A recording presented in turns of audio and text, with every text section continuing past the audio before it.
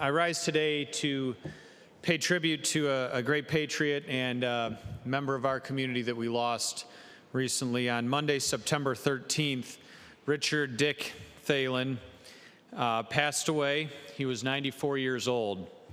And Mr. Thelen was a World War II veteran.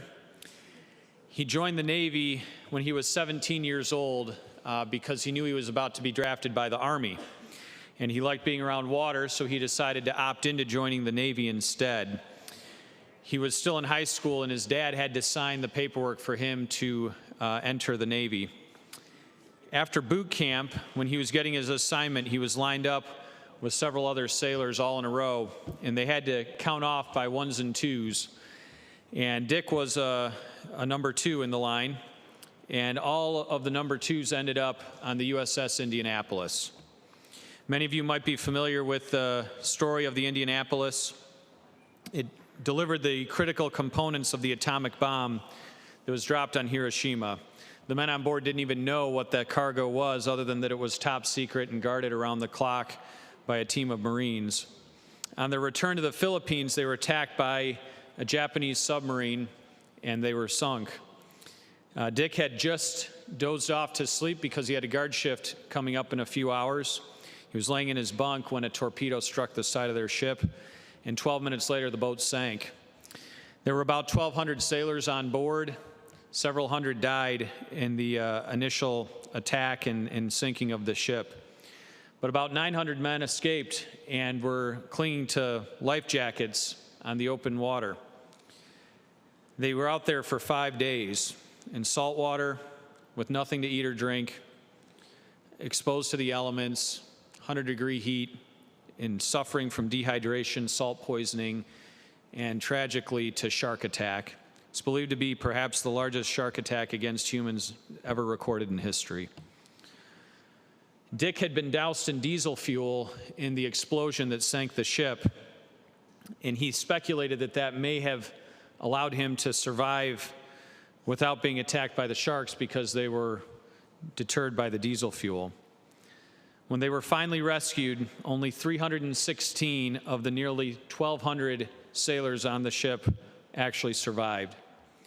Dick would tell stories of his encounter as he grew older, and I heard him spoke probably 4 or 5 different times, and he said he was 3 feet away from someone who was attacked by a shark.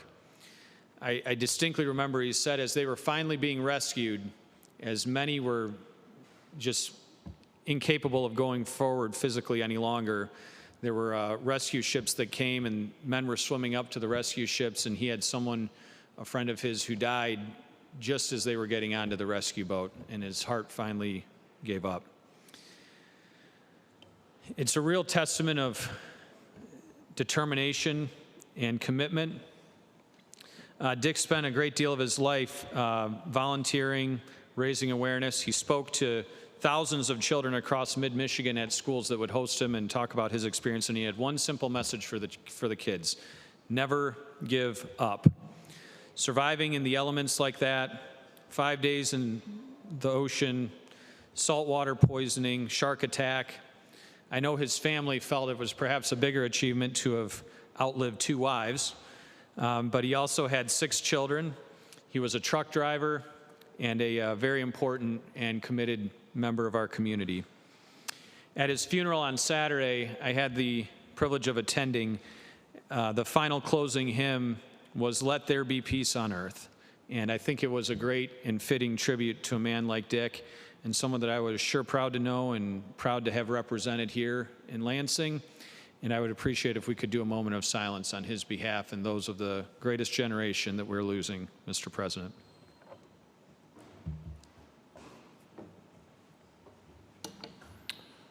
Those rise for a moment of silence for the greatest generation.